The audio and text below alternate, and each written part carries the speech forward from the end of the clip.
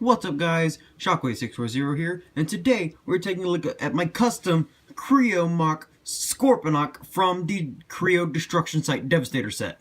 Now, I'm going to repeat this probably multiple times. This was built using strictly pieces from the Kre-o Destruction Site Devastator model. I don't have the box with me currently. It's currently all put up in my closet. But I'm just letting you know this was built strictly from those pieces.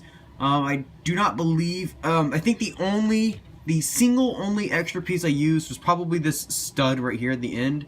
But that's not really necessary. That was just purely cosmetic. But let's get in here and do some size comparisons. So of course here's Scorponok in his Scorpion mode. I did heavily inspire this from the G1 toy. We'll get in close and take a look at that in a minute. Here he is with Titan's Return Blur. Here he is with Combiner Wars Prowl, right there. Here he is with Transformers Prime Rip Claw. Sorry, hang on.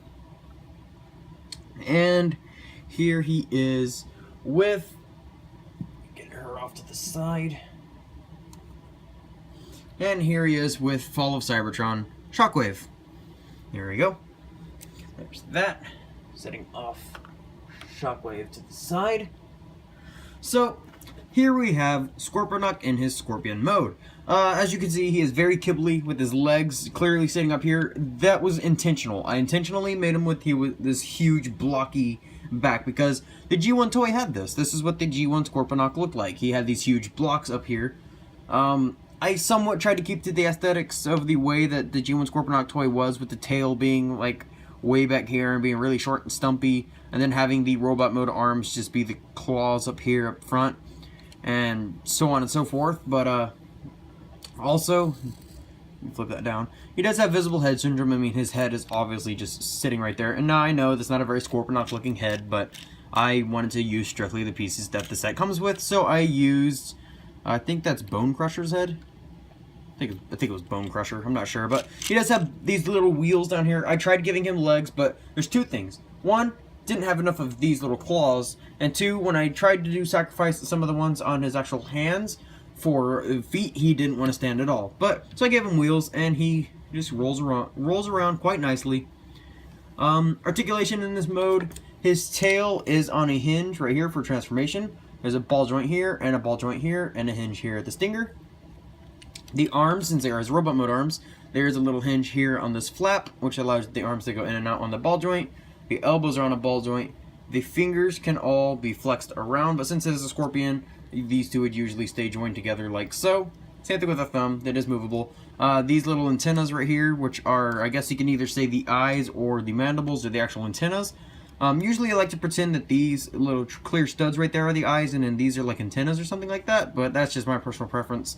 The G1 toy, this head would have actually been the head itself, or it would have been the helmet of Scorponok would have been the head of the Scorpion mode. So that's why I kind of just leave it there. If you want to, you can pull it off, but then you just have this hideous looking stud face just staring at you. So I usually just keep it on. So let's move on to base mode. So getting him into base mode is actually pretty easy. What you want to do is you actually just want to hang on. You just want to rotate the top of the stinger. No, actually, no, you don't rotate the top of the stinger at all. You just fold down that section like so. Kind of just fit it into that slot groove right there. You're just gonna come in here. You're gonna fold the legs out, revealing his chest like so. And then you're going to take the feet, rotate them, and then bring them down like so. And then you can go ahead and flip up this little antenna, like so.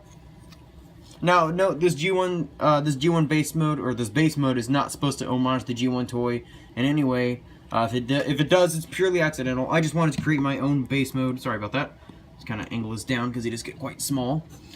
This base mode was purely just for fun. I didn't actually make it as an intent for any kind of homage to anything. So just get that all set up, like so. Now this arm, you're going to flip up this panel, rotate the arm, bring it up like so. You're gonna actually take the gun off.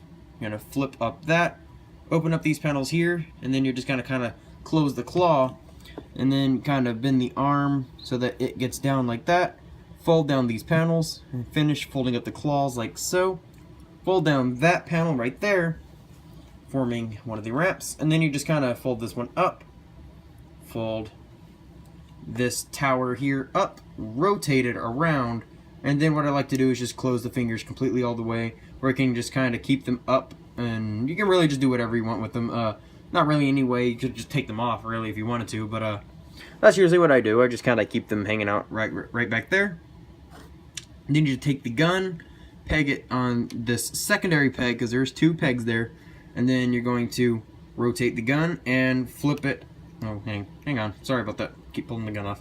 Then you're going to rotate it at this hinge here to bring the gun up, and then you can kind of bring it out a little bit. Make sure everything is kind of straightened how you want it to be. Bring up the cannon. Then you come in here, flip up this antenna, come here to the back. You're going to flip up these antennae as well, just like so.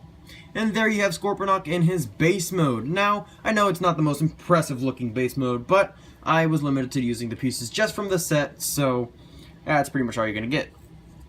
So you can kind of see just like these buildings, I guess you could say, with like a little searchlight or a building right there. And I guess this could be a miniature tower or some kind of antenna or something like that. And then you got the main tower here in the front with the 2 cannons on top. If you want to, you can just leave this hook facing up like that, but I usually just kind of tuck it down below. Then you have the cannon right here, and along with this tower right there. This right over here, this thing hanging down, is supposed to be kind of like a strut. It doesn't touch the ground, actually. It almost touches the ground, so if you want to, you can just fold it up like that, if that suits your liking. I just like to keep it down like that. Then this section right here is supposed to be like a ramp that they would kind of drive up and drive down, and then they would kind of pass along on this, go up, and they can go down here. There's a helipad right there. I know it's just going to kind of get ran over by cars, but oh well. He initially did have a helipad sitting here where the Decepticon symbol was, but I removed it to put the Decepticon symbol that the set comes with. I guess you could put a helipad right there if you wanted to. Just have one of these plates just upside down, I guess. This was, as you can tell, originally a helipad as well, but I decided to put that gun placement up top instead. You could put little helipads here on the feet if you wanted to. You can completely customize this guy to suit your own individual likings, but this is how I liked him to be. Now, as you can see, obviously to transform him, he basically just stands up. So from here, you just want to bring his legs in, flip up his feet, bring that antenna down, flip up his feet, bring his legs in. Well, actually, don't bring his legs in yet, because now you're going to bring this tail, swing it around on this hinge to bring it up. As you can see, there is actually sticker detail right there. Bring it up. Now what you're going to do is you're going to rotate it so that these red... Oh, God. I already thought that this wouldn't happen, but... Hey. This bit does like to kind of come off quite a bit, so you just kind of hold it there, and then bring up this so that you can actually bring that down. So that way that you can fit this perfectly into that groove right there. And just kind of fiddle with things a little bit, and you can kind of get this to actually stay flush like so. There we go. That's how I usually like it with the cannons right behind his head. Then just rotate his head around. You can flip these antennas back up and rotate them so that they are facing straight up. Collapse this one to go down across his chest like so. If you really wanted to, you could just have this one sticking up along with these antennas right there. But I actually just like to fold it across his chest like this. But for the sake of the video, I'm probably just gonna... You can really just do whatever with it. I'd like to keep it like that to give him more of a techie look. Then you can bring his legs in, get him standing, and let him fall over. Gotta kind of raise the camera up here a little bit. I know I intentionally did not show the size comparison for the base mode because it wouldn't matter. But I just felt like saying that. Just bring his arm down like so. Collapse this in. Come in here. Close these panels. Flip out all of his fingers like so. And then you can rip his hand off. You can rotate it like so that you have his hand oriented properly, like so. Then with this one, you are going to bring this up, like so. Bring the cannon down, bring that up, collapse that in, rotate this like you did with the other side. Rip off his thumb, like so. Fold that up. Make sure his fingers are staying on. Flip the fingers up, like so. This arm, I usually just like to keep to the side, like so, because of the arm cannon. Which you can definitely do. I'm probably just going to do the same on this side as well. Like so. Make sure both of his shoulders are down. And there you have the Kre-o SCORPONOK in his robot mode. Very cool robot mode. I do quite like it. We will get in close and take a look at the details as soon as we're done with size comparisons. So, Titans Return Blur. As you can see, he towers over Blur. He makes Blur look tiny. I'm setting him off to the side. Bringing in Combiner Wars Prowl. Of course, he completely downscales Prowl. Bringing in Rip Claw. Completely dwarfs Rip Claw. He definitely gets very compact whenever he goes into Scorpion mode, which I do quite like.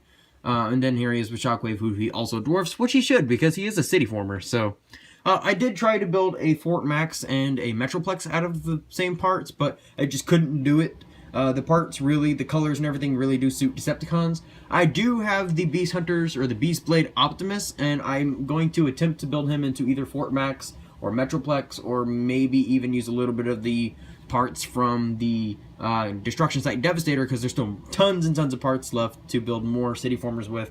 Probably use a little bit of parts from them to kind of help with the transformation and giving it the little ball joints and such. But so yeah, let's get in here, take a look at the details. I'm almost running out of time. There's this face, of course. If you're familiar with the set, you already know what these heads look like. The Decepticon symbol that Kre-o uses quite frequently. There you can just see the ramps and how asymmetrical his arms are, which I do like that. His legs, and then for Kibble on the back, you just have the wheels there, and you have the tail all compact. If you want to, you can just leave the tail with the stinger going over his head like that.